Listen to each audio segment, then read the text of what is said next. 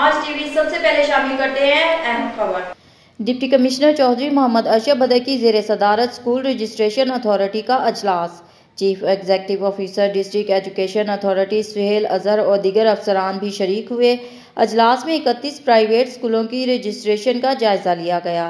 Registration के लिए पेश होने वाले तमाम केसों का इनफरादी तौर पर जायज़ा लिया गया।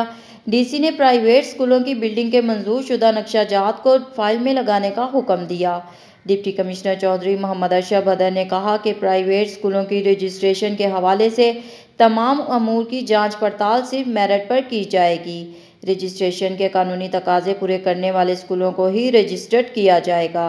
उन्होंने तमाम ज़ेर अल्तवा केसेस को मेरिट के मुताबिक निपटाने का हुक्म दिया, जबकि एतराज़ात को दूर करके केसों को दोबारा पेश करने की भी हदायत दी। खबरों का सिलसिला जारी रहेगा। मिलते हैं एक छोटे से ब्रेक के बाद।